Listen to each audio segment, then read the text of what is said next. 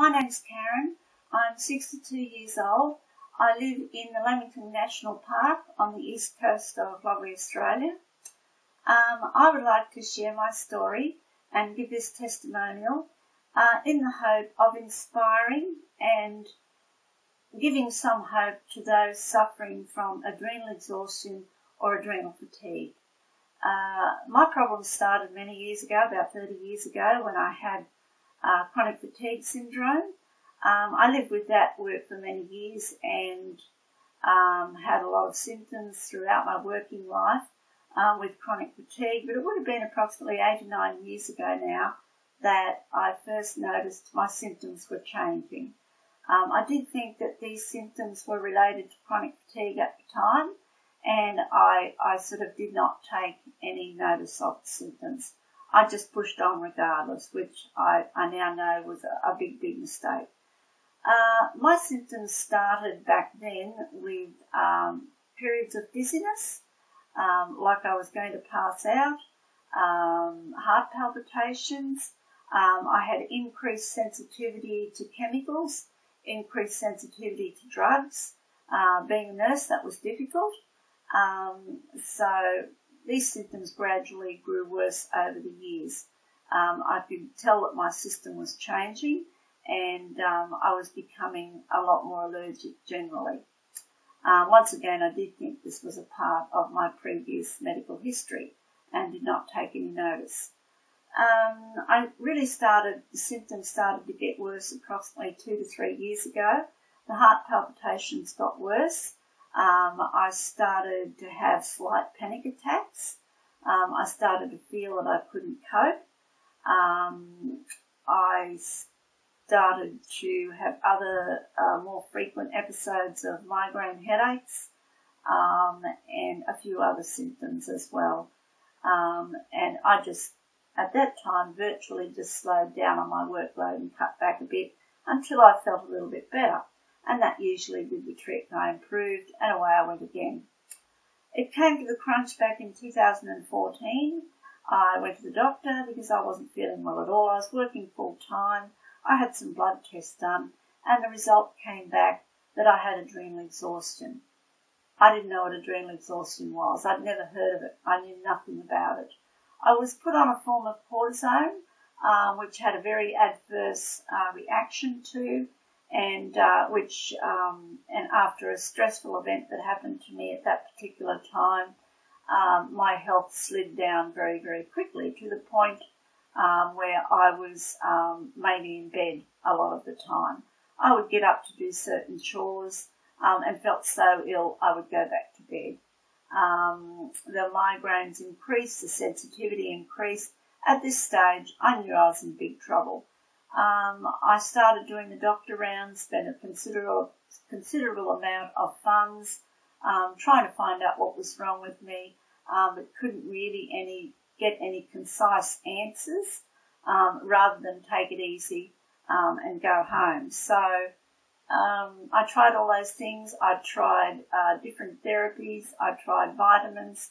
So I was virtually self-navigating to cure myself of something that I knew absolutely nothing about. I then had some treatment at the end of 2015 or in the middle of 2015, which did benefit me quite a lot, and I did start to improve slightly, but I was plateaued. I was still very, very ill and still could not find out any answers. I was very, very frustrated because I felt, what is wrong with me? Nothing worked. I can remember thinking, I'm trying so many things and nothing is working. My family at this stage became very, very concerned, very worried. I lost a huge amount of weight. To me it was a lot. I lost about 17 kilos in a matter of about 6 or 7 months, and along with that I lost muscle mass as well. I felt shaky, I felt weak, and I found it just difficult to get through each day. At this stage, I really thought that I was going to die. My sister came across Dr. Lam online on the internet, and she suggested that I get in contact with him, which I did. I had my first consult with Dr. Justin at the end of January 2016 this year. After that consult, which lasted a fair amount of time, I felt much more inspired. I felt relieved because I now knew that this is what was wrong with me. He gave me hope, an incredible amount of hope. He gave me information. He gave me plenty of reading material, which I madly grabbed and read, and I still read it now. I still review that material. I still continue to read it. I still read Dr. Lam's book because it helps me. Each time I read it, it helps me. It gives me some sort of hope, I suppose, some sort of benefit I get from reading his book. He changed my treatments a little bit. I was taking vitamin therapy at that time. He changed that around a little bit. He didn't reduce it drastically. He did cease a few of those. I notified my doctor all the way along what was happening, and my doctor was very supportive of Dr. Lam. So it was good that I had two support systems, and now I could move ahead, hopefully. I first noticed at the end of 2 weeks a little bit of improvement, and I thought, no, this can't last. I was having severe crashes approximately every 2 weeks, which were a lot of the symptoms that I had previously, only these were about 50% worse. So I was in a bad way. So after a couple of months, or probably a little bit less, I noticed that I was coming up in levels. I was getting a little bit better. And I thought, no, just wait. Hopefully this will last. And guess what? It's been now 7-8 months I've been on Dr. Lam's program, and I continue to gradually improve. And I can't tell you how absolutely thrilled I am. I feel a lot more like my old self. I've actually gone back to work 2 days a week. I can't go back into the previous work that I used to do because I really don't think that I could cope with that just at this time.